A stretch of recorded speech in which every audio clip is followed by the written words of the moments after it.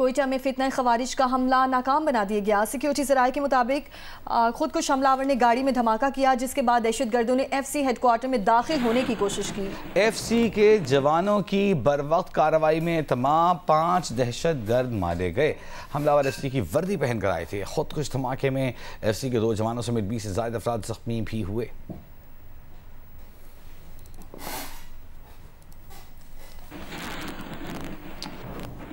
خوزدار کے علاقے ظاہری میں فتنۃ الہندوستان کے خلاف سیکیورٹی فورسز نے خفیہ اطلاعات پر آپریشن کیا۔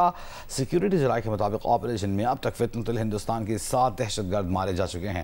10 دہشت گردوں کے زخمی ہونے کی بھی اطلاعات ہیں۔ ہلاک دہشت گردوں سے آئی ای ڈیز، ٹرانسمیٹرز، امریکی ساختہ خودکار ہتھیار، گرنیڈ، گولیاں اور موٹر سائیکلیں برآمد کی گئیں۔ فورسز نے فتنہ ہندوستان کے مرکزی پل پر نصب آئی ای ڈی ناکارہ بنا دی۔ آپریشن میں گراؤنڈ فورسز اور ہیلی کاپٹرز کا استعمال بھی کیا جا رہا ہے۔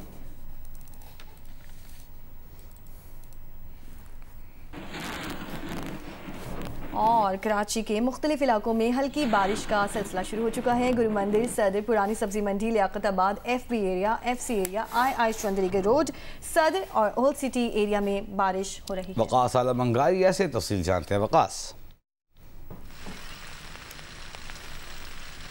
عالم انگاریہ، آپ ہمیں سن سکتے ہیں؟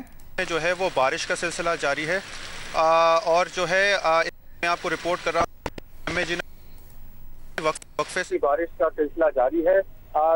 1-2 دن سے ہی کراچی میں جو موسم تھا وہ شدید ہاتھ اور شدید گرمی تھی۔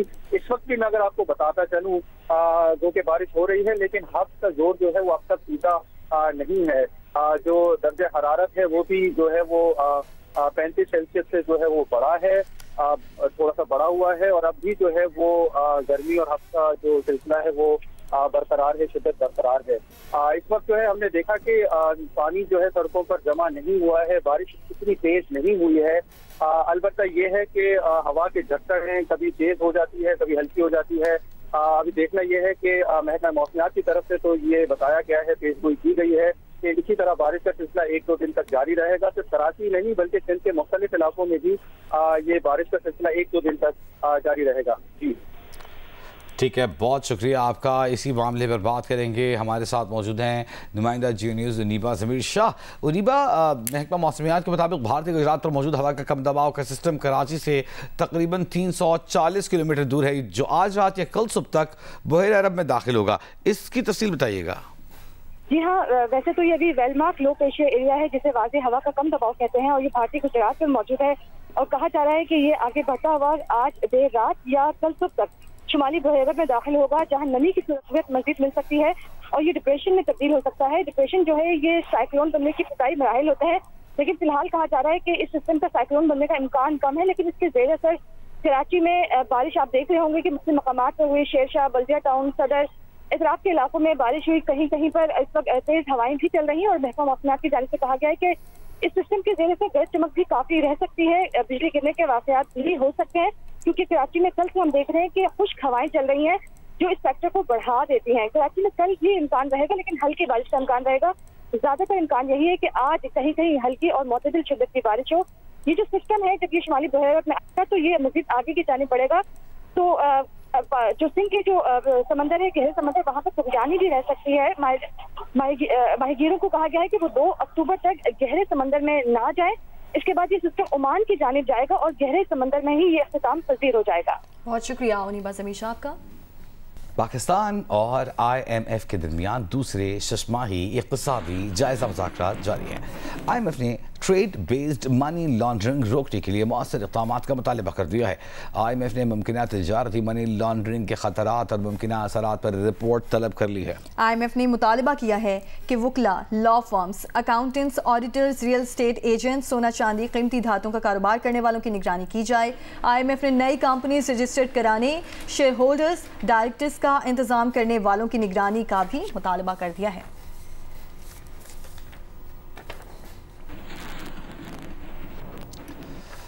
پرانی گاڑی خریدنے والے یا باہر سے امپورٹ کروانے کے خواہش مندوں کے لیے حکومت نے ایک آسانی پیدا کی ہے۔ وفاقی حکومت نے استعمال شدہ گاڑیوں کی کمرشل درآمد کی اجازت دے دی ہے۔ وزارت تجارت نے گاڑیوں کی کمرشل درآمد کی اجازت کا باضابطہ نوٹیفیکیشن جاری کر دیا۔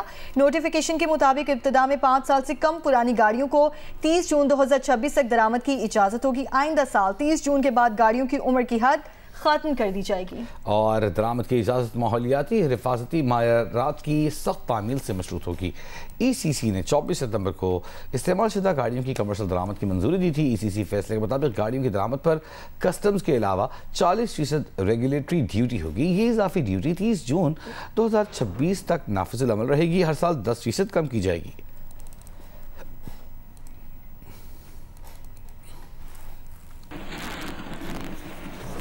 وزیر اعلیٰ پنجاب مریم نواز کی تقاریر پر پیپلز پارٹی ناراض ہو گئی۔ قومی اسمبلی سے واک آؤٹ کیا۔ اجلاس میں نوید قمر نے کہا کہ پنجاب میں پہلی بار ایسا سیلاب آیا، لیکن سندھ کو اس کا تجربہ ہے۔ ماضی کے تجربات پر اگر مشورہ دیتے ہیں تو اسے تنقید کیوں سمجھتے ہیں؟ پنجاب کا مسئلہ کیوں بناتے ہیں؟ ہمارا پانی ہماری مرضی کہنا کہاں کا طریقہ کار ہے؟ چیئرمین بلاول بھٹو نے سیلابی صورتحال پر وزیر اعلیٰ پنجاب کے کاموں کی تعریف کی، جو ہمارے اپنے پارٹی ارکان کو بھی پسند نہیں آئی۔ چیئرمین پیپلز پارٹی سب سے پہلے کام انہوں نے یہ کیا کہ چیف منسٹر پنجاب کی تعریف کی۔ دیکھیں پنجاب میں تو پہلی دفعہ اتنا بڑا فلڈ ابھی آیا ہے، سندھ تو ہر وقت یہ بھگتتا رہا ہے۔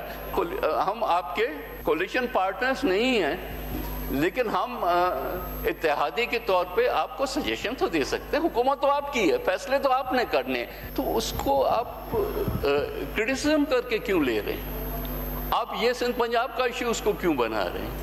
آپ اس کو یہ کیوں کہہ رہے ہیں کہ ہمارا پانی ہمارا پیسہ ہماری مرضی؟ بھئی یہ کیا مطلب ہے؟ اس کا کیا مطلب ہے؟ یہ ہمارا ملک ہے، سب کا ملک ہے، لوگ ہمارے تقریریں کرنے پہ ہم بھی کہہ سکتے ہیں، ہم بھی انٹر پروونشل ایشو بھی بنا سکتے ہیں، لیکن خدارا یہ ان لوگوں پہ تو رحم کریں۔ بہت افسوس ہوا سی ایم پنجاب صاحبہ کی جو تقریر تھی، ہمارے لیے بڑا مشکل ہو رہا ہے کہ ہم حکومتی بینچوں کے ساتھ بیٹھیں۔ وزیر قانون اعظم نذیر تارڑ کی مریم نواز کے بیان پر پیپلز پارٹی سے معذرت۔ کہا سیاست میں گرما گرمی چلتی رہتی ہے۔ اپوزیشن کو مخاطب کرتے ہوئے کہا کہ خوش ہونے کی ضرورت نہیں، پیپلز پارٹی کا احتجاج ہمارے گھر کا معاملہ ہے۔ سیاست میں یہ گرمی سردی چلتی رہتی ہے، لیکن میں اپوزیشن کے دوستوں سے کہوں گا کہ آپ کو خوش ہونے کی ضرورت نہیں، یہ ہمارا گھر کا معاملہ ہے۔ ہم انشاءاللہ العزیز اسے گھر میں بیٹھ کے طے کریں گے۔ یہ جو لفظی جنگ ہے یہ سیاست کا حصہ ہے، اب معذرت خواہ ہیں ہم اس پہ اگر کسی کے حوالے سے دل آزاری ہوئی ہے، اور گھر کے بڑے انشاءاللہ العزیز بیٹھ کے اس کو حل کریں گے۔ ہم جمہوریت کے بقا کے لیے، ایک مضبوط جمہوری سسٹم کے لیے، ایک مضبوط پاکستان کے لیے اکٹھے بیٹھے، اور اللہ تعالیٰ نے آسانیاں پیدا کی ہیں۔